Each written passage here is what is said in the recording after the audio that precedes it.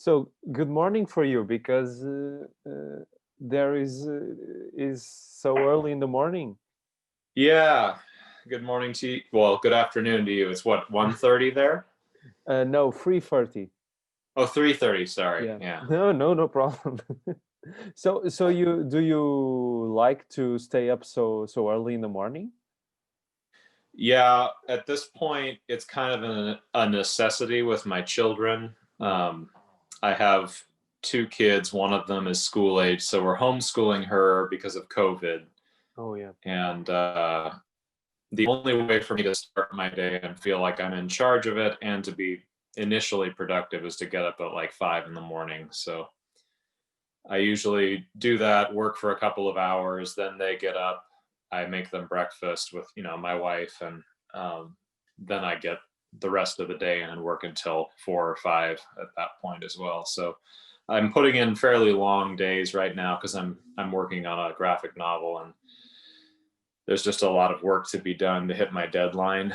Um, What is your deadline? I'm supposed to deliver it to the publisher in March, and it's a regular trade book publisher, not comics. So it's kind of a slower moving ship.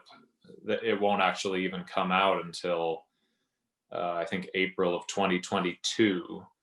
But they like to have things well in advance. So Why does it take so long?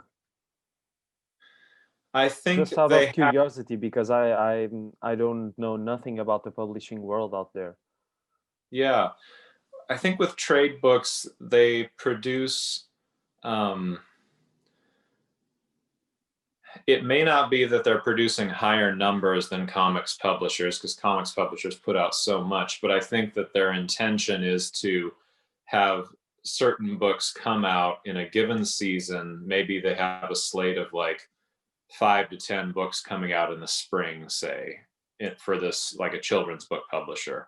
Yeah. And they want to be able to give each one kind of its moment. Um, Promotion wise and all of that, and they're also just, I don't know, I'm not sure if it's that they have a schedule where they just have to slot everything into its place and they can't just put everything out at once, kind of Yeah. scattershot like comics does. I think they just want to be a little bit more planful and Yeah, it makes um, sense. It makes sense. I was questioning this because I read in your blog of your website that your first graphic novel and the Green River Killer were kind of published at the same time or released yeah. at the same time, and that kind of situation for you now is quite usual. But it's kind of strange.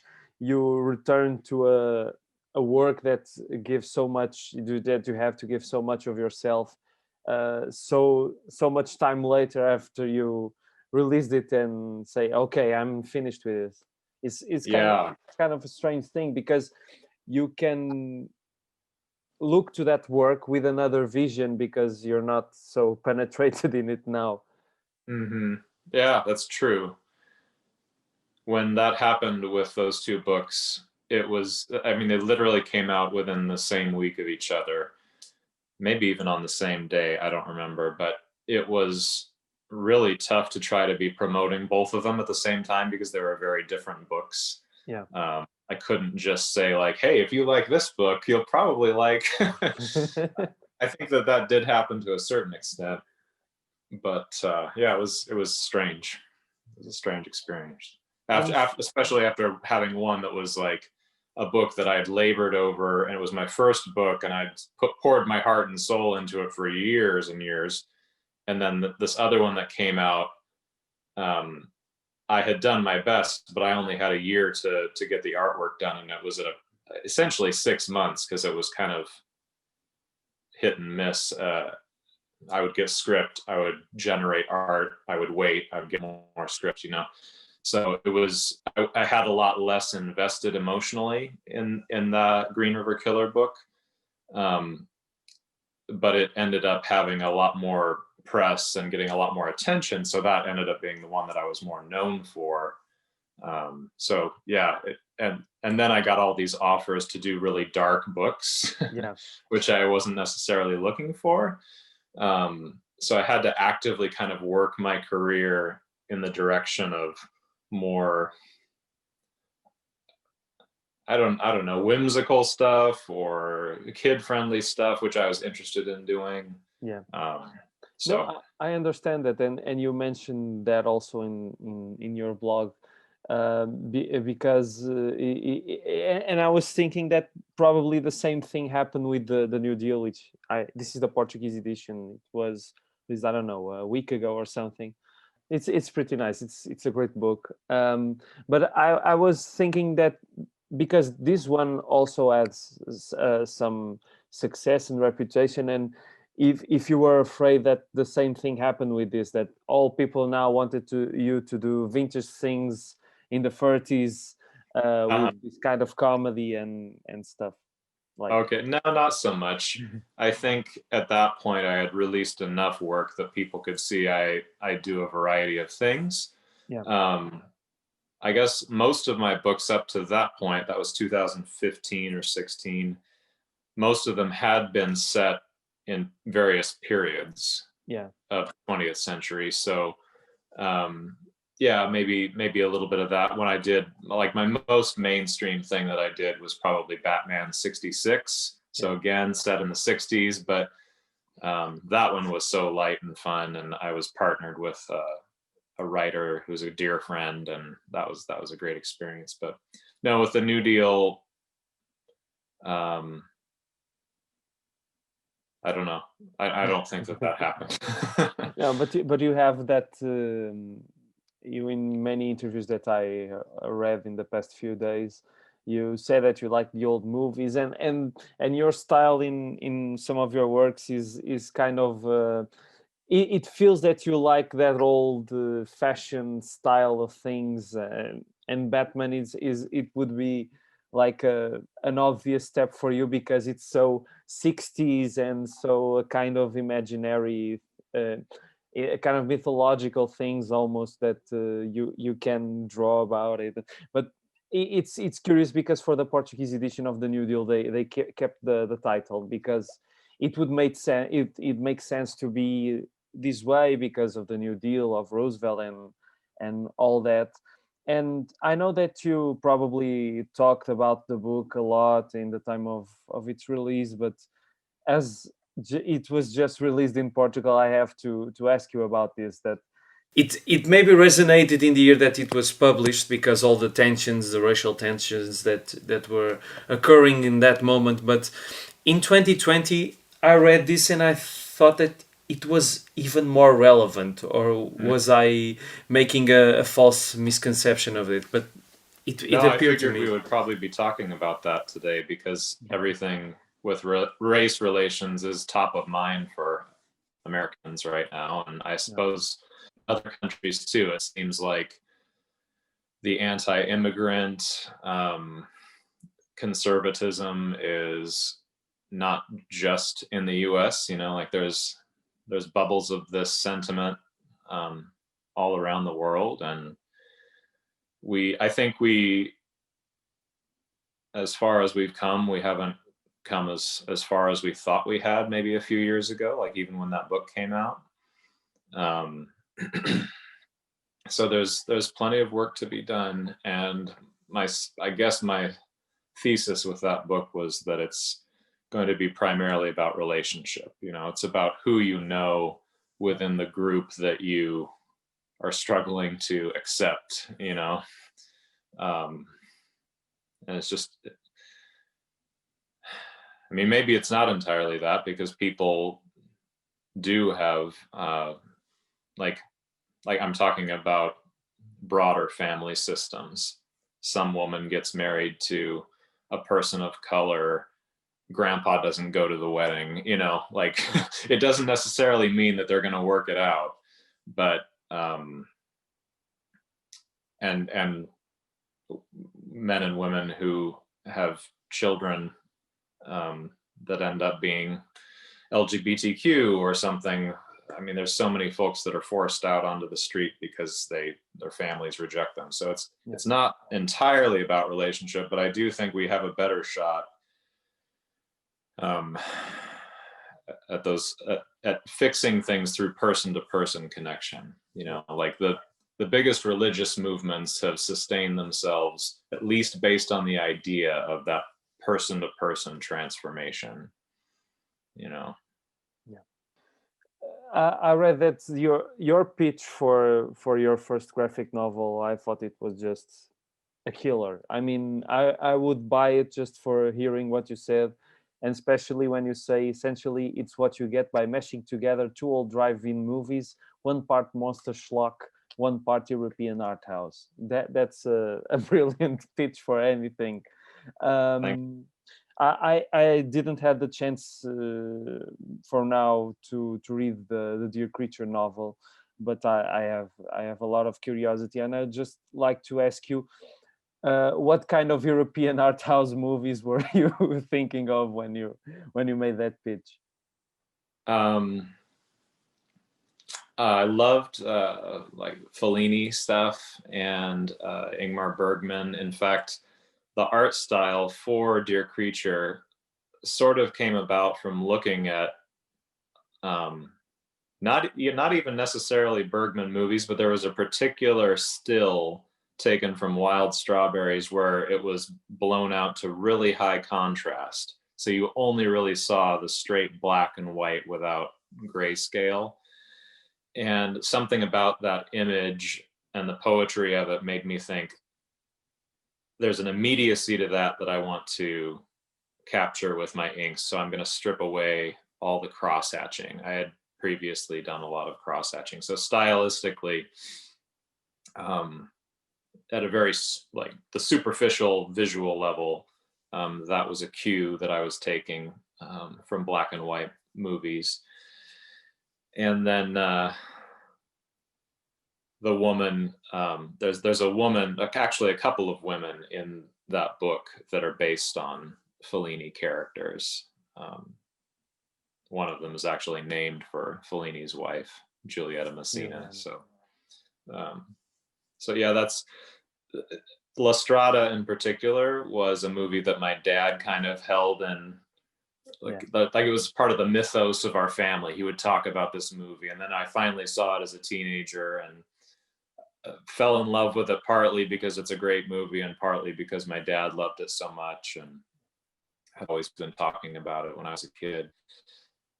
My whole career really, at least up to this point, and that book in particular is very bound to my growing up as a homeschool kid, trapped between generations. My parents' generation of growing up in the 60s, and then my current generation, which I basically knew nothing about, like cultural touchstones. I didn't have as much knowledge. And and you felt with your friends in school, and you felt that it's not a pressure, it's a kind of pressure that you have to see this, to hear this, and you, hey, what are you talking about? I don't know anything.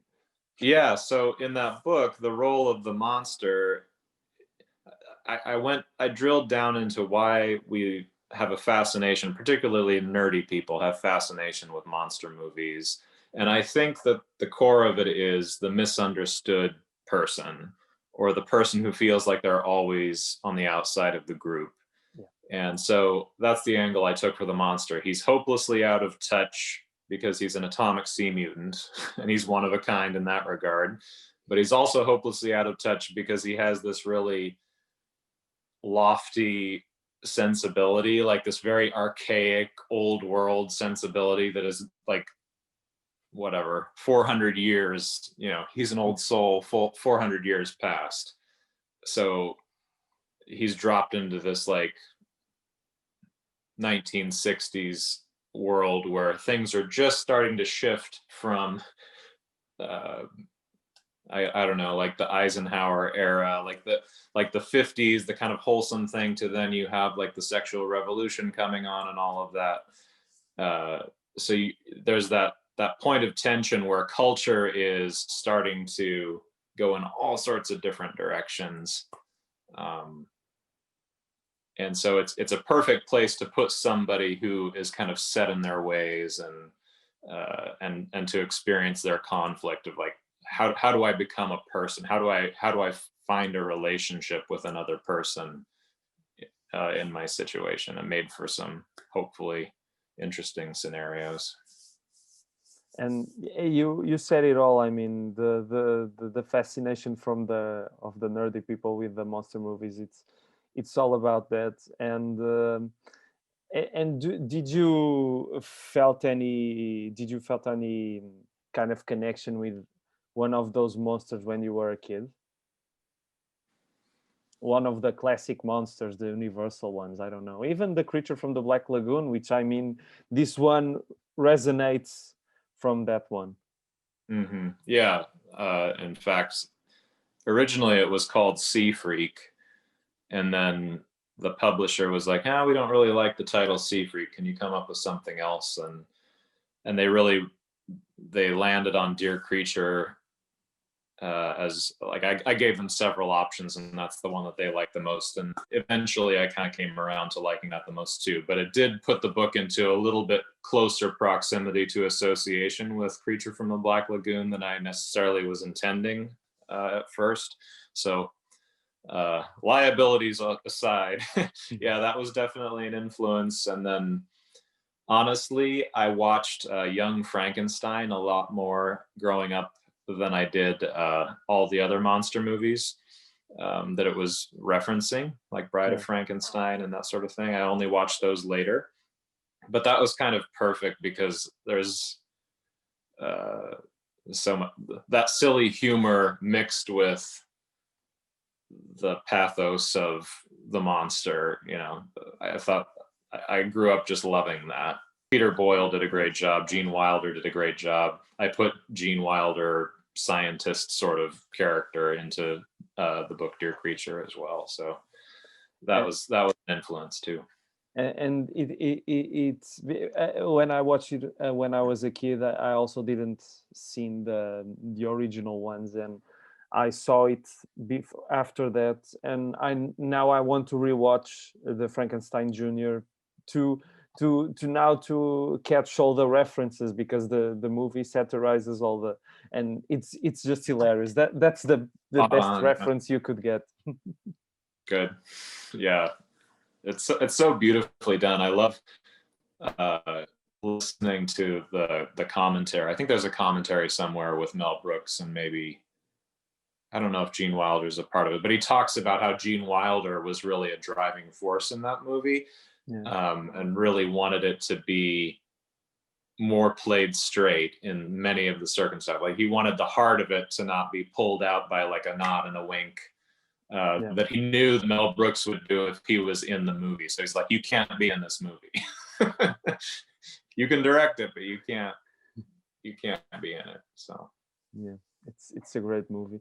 And you in that post on your blog, you said something that I was thinking about this. You talked about a reaction that the reader had on this work.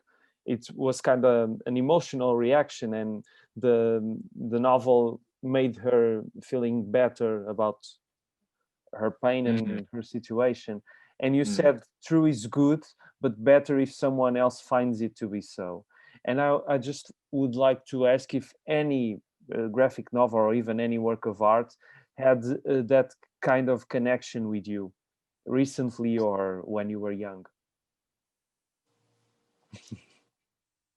This is the kind of question that when a person wakes up, they can't think about it. Top of mind. Yeah. There are so many things that have drawn out emotions in me. I mean, honestly, the one that is most recent was my wife and I watched Sophie's Choice. And in this particular moment in history, when white supremacy and misinformation and sort of the death of truth, talking about truth, when that's all so much our everyday experience. That movie really hit me hard. Meryl Streep's performance. I don't know if you're familiar with the book or the movie, but The movie, yeah, the movie is quite popular here also, yeah. okay, yeah. So so that was one where I went to bed with it running through my mind and couldn't really let it go, and woke up with it rattling around too. And I am a person of faith. I don't know that I would call myself a Christian anymore, but I at least used to. But I have a hard time identifying with what people are calling Christian right now. Here in America, the white evangelical Christians are like supposedly 75-80% all voting for Trump, or at least they were in the last election. And Yeah. So I wrote something on social media recently just about having watched that movie and thought, my Christian friends and family, I'm just begging you to not set aside all of the ways that Trump embodies a Christian story that we do not want to claim easily, you know? Yeah.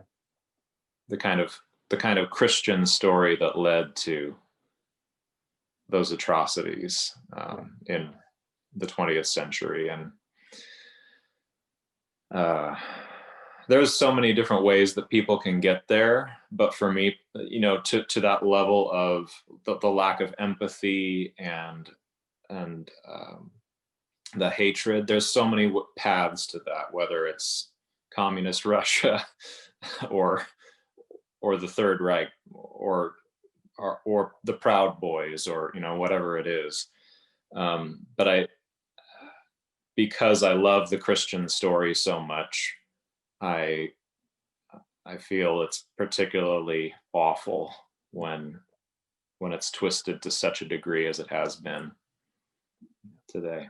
I understand you completely, because I was raised a Roman Catholic. The Roman Catholicism is the majority, the major religion here in Portugal. I don't consider myself a believer now, but all the great stories of the Bible and and I believe that many aspects of our life and of our conscience are from there. Many of the morale and the ethics of the Western civilization came from the Bible. And yeah, it's kind of sad to see what devils and mean people can do to such messages that aren't from hatred, aren't from inequalities. They are just for peace and goodwill. But it's kind of a strange time we are living in. Yes.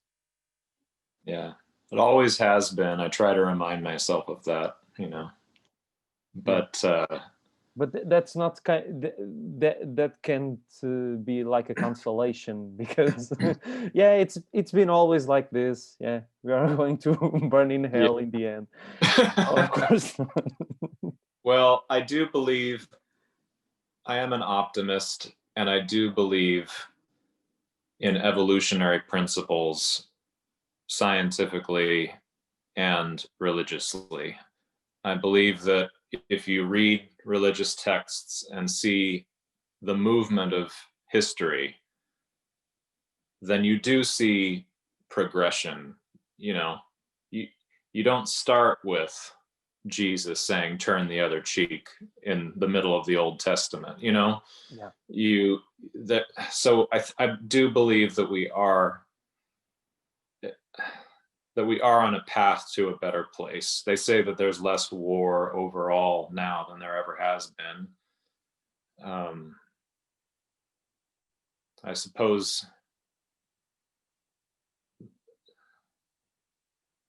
I mean, you don't clean up the room without making a complete mess of it before you have it tidy. So Yeah. but the call, I guess, is to stay in the mess and to not lose hope within the mess. Yeah. You know? Let's not lose all the hope we have. Yeah, you are absolutely right.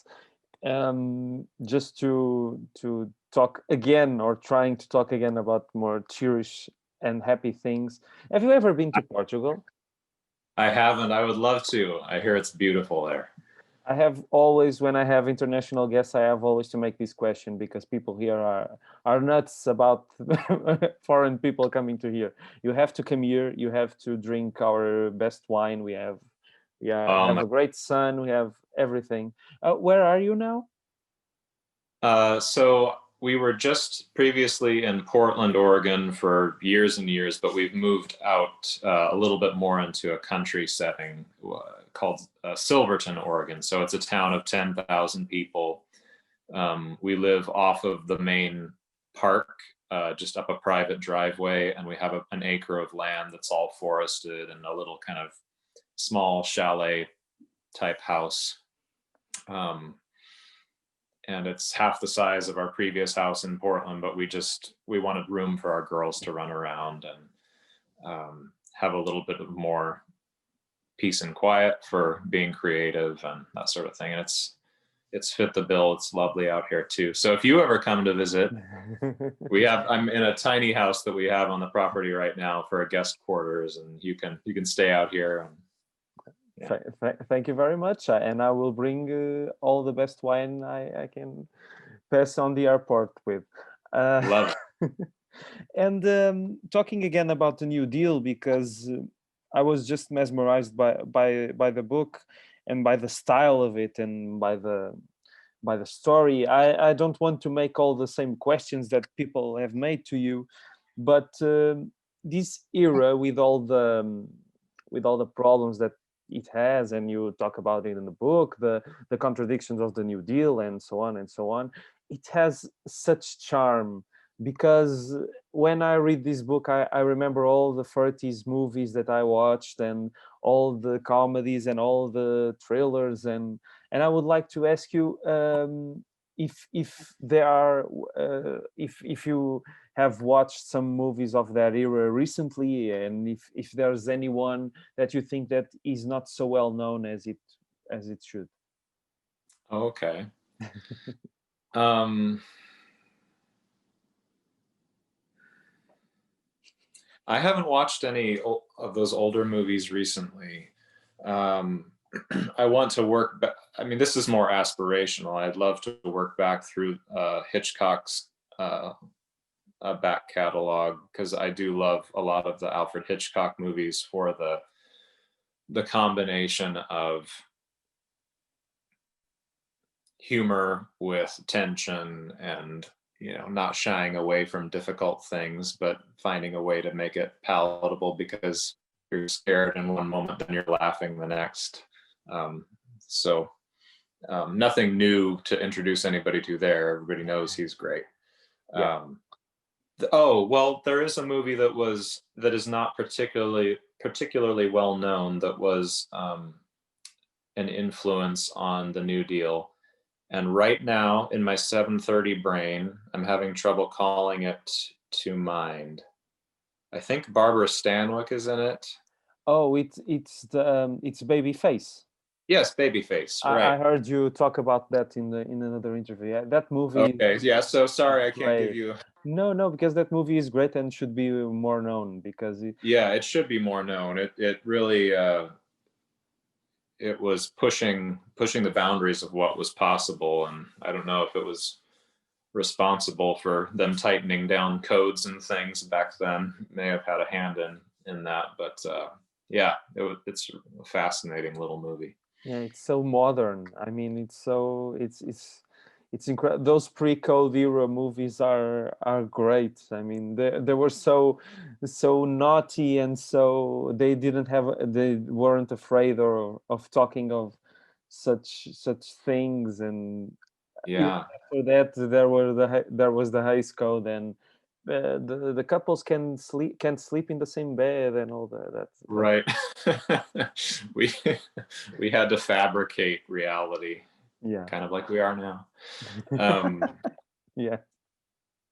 yeah, yeah. So that one's a good one. Yeah, that's a great one. That's a great one, and I think that people should know it better, and so the recommendation is made.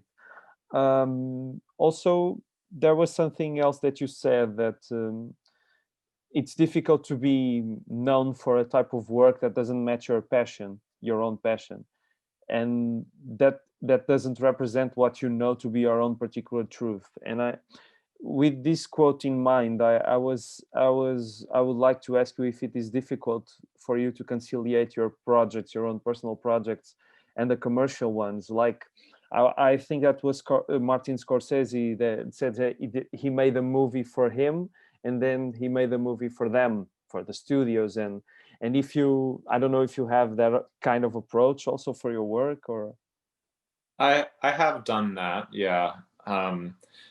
The superhero stuff that I've done, like the Batman stuff, for example, I loved being a part of that, and um, it was a creatively fulfilling project, especially working with, again, Jeff Parker, the guy that I really love.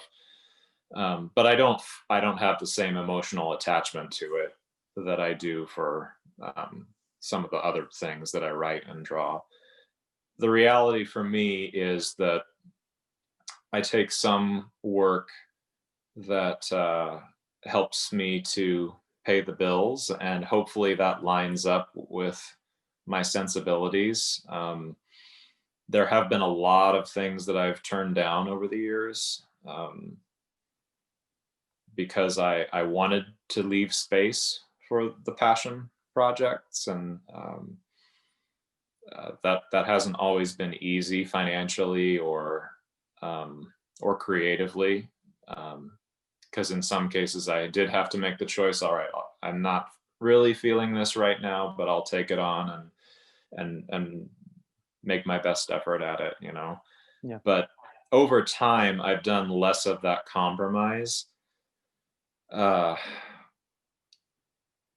I guess my compromise now is that I don't take on much in the way of comics work that isn't my own writing, um, because there's just only so much time in one life, you know.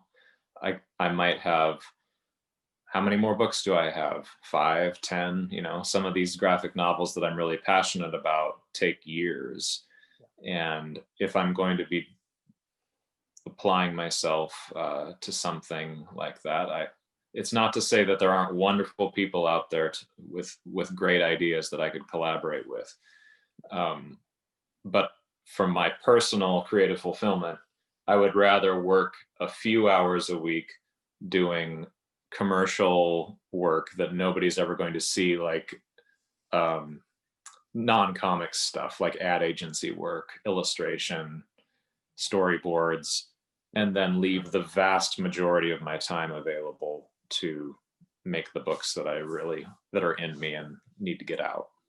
yeah. And this new one that you're working in, the upcoming, the Little Monarchs, is one of those passion projects of yours. Yeah, in fact, the genesis of it began even before Dear Creature came out, however many years ago, 9 years ago, something like that. Yeah, 2011. Yeah, 9 years ago. Yeah. So yeah, it's been something that I've wanted to bring out for a long time, and now I feel this sense of pressure, like, I don't want it to end up as one of these things where you had so much invested that you couldn't see the forest for the trees, and now it comes out and it's a mess. I don't think it will be, but it is. It's an ambitious book, and um, it has a lot going on in there. But it's also for children. It's appropriate for, you know, middle readers, like 8 or 9 and on up, I guess. So, and it's one of the first books that I've done personally that feels more rooted in um, lived experiences, more so than like taking two things that I love already existing in media and kind of seeing what happens when they come together. Like the Dear Creature example of the drive-in movie, the schlock, and the high art stuff. Like this book, Little Monarchs, is more drawn from my travel experiences, my fascination with nature and science and that kind of thing. So yeah, it's a ways out yet, but I'm working hard at it pretty much every day, and I think I have maybe 180 or 190 of its pages complete. You know, big watercolor pages, and I've got about 90 or 100 to go. So Wow. And it's like you wanted to make a graphic novel that your kids could read, right? Because they're not going to read the Green River Killer right now. yeah, and it's not only that, like ultimately it is for me and what's inside me right now. Like as a parent, you know, I'm writing a book that has a lot of themes around parenting and maybe feeling ill-equipped to be able to do both obligations well, raising children and raising up books, or you know, your creative mission. So I have a character in there who's a biologist who's trying to solve a particular problem.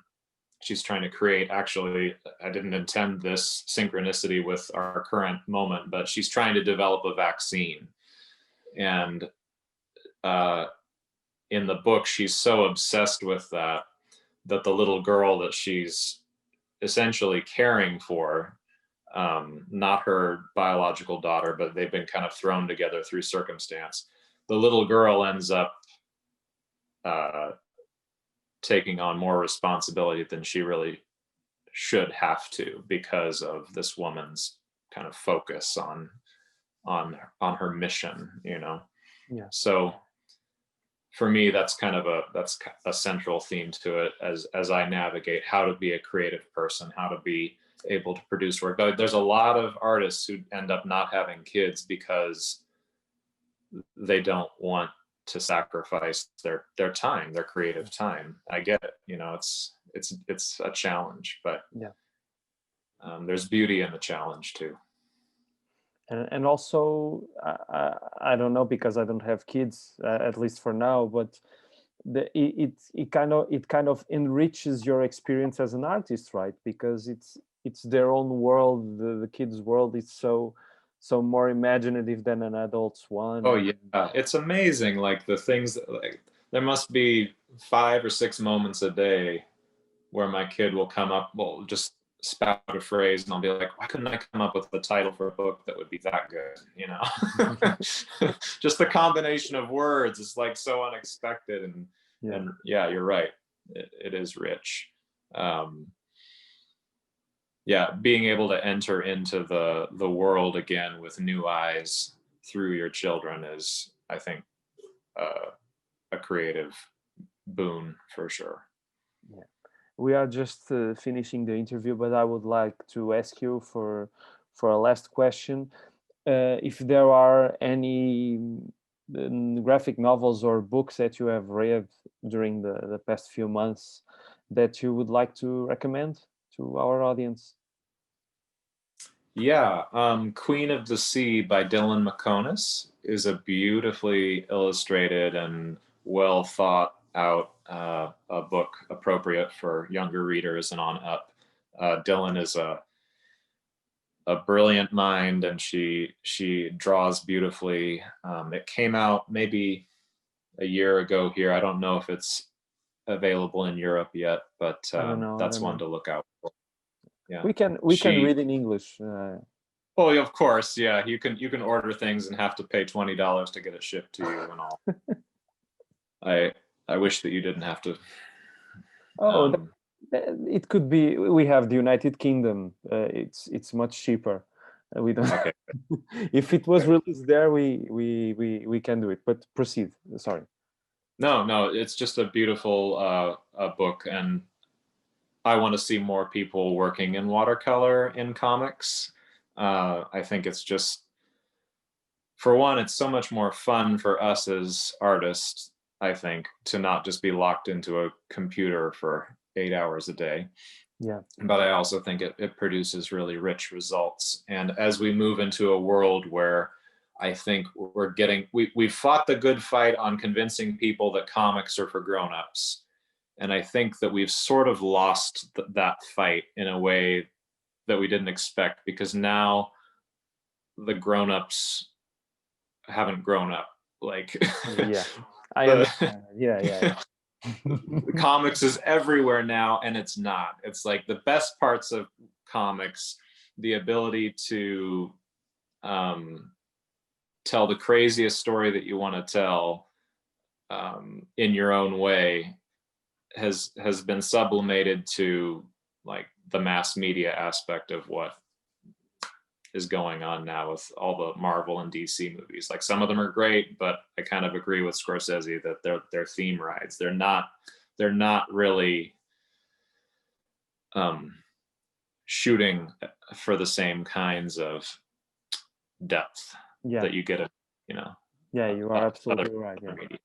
other movies and books. So at any rate, setting all that aside, we've now moved into a position where we're saying, okay, but now we need to remember that comics are also for children. Like, they started out that way, and there's an inherent need for that. Like, there's an inherent need for creating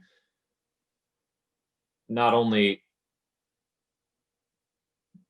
comics and movies and regular prose books for kids, but to really invest ourselves thoroughly in those projects as creative adults, not just being not just like having your catalog and then saying, oh yeah, and then I did this thing for kids because I heard that the market was really hot. You know, like pouring 150% of your effort into making something that will stand the test of time for children.